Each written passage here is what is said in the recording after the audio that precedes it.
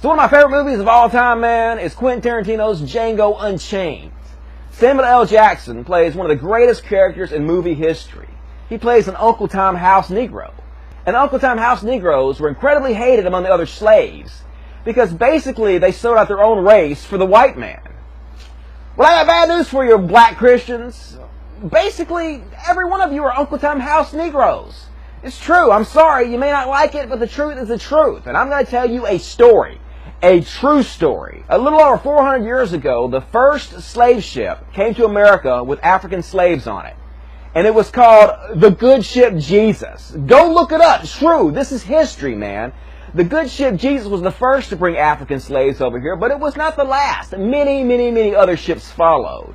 And those of your ancestors who were lucky enough to actually make it over here, well, they were tortured and raped and murdered, some of them tortured and murdered in front of the others just to make an example about what happens to you if you fight back. Their families were torn apart, never to see each other again, and then they were put to some of the most back-breaking labor day after day the mind could possibly imagine until their bodies gave out.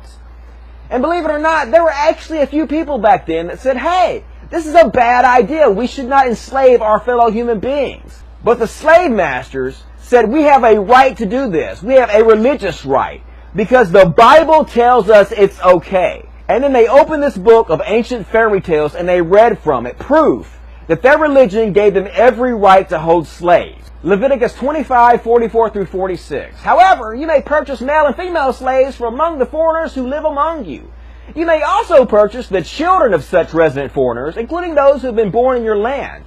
You may treat them as your property, passing them on to your children as a permanent inheritance. You may treat your slaves like this, but the people of Israel, your relatives, you must never treat this way. But how about what it says about your daughters?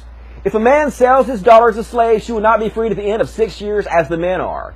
If she does not please the man who bought her, he may allow her to be bought back again. That's Exodus 21:7 through 11. Go look it up, people. The Bible is very clear. Slavery is fine.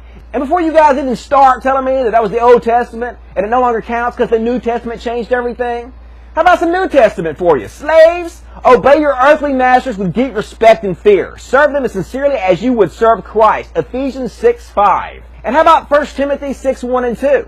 Christians who are slaves should give their masters full respect so that the name of God and His teachings will not be shamed. Go look it up. Even the New Testament is very clear. Not a single place in this Bible anywhere does it condemn slavery. In fact, it condones it over and over and over again. Not even Jesus Himself ever said a single bad word about slavery. In fact, this is what He said.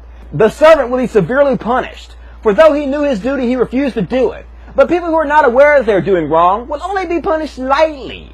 So even according to Jesus, even if you didn't know you were doing wrong, if you're a servant or a slave, you can still be punished. That's the words of Jesus Himself. Not a single word from Jesus ever denounces slavery, even in the slightest. And this is exactly the excuse that the slave traders and the slave masters used for the brutality of their slaves. They used the Bible as a shield to block them from any criticism for the horrors they were conducting. And then black American Christians, they came to your ancestors with this bullshit.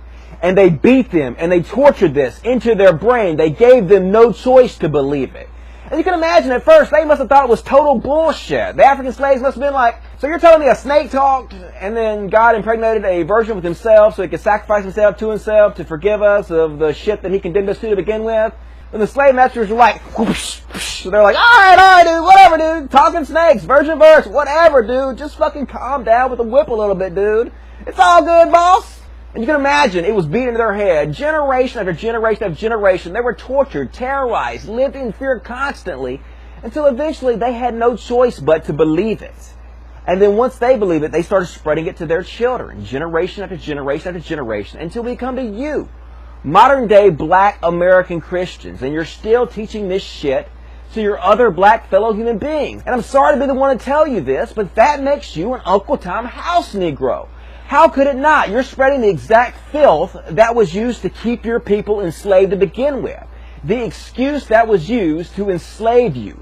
And it's still used to enslave you to this very day. But if you really believe this, let's be honest here for a second, black American Christians. That's real talk here.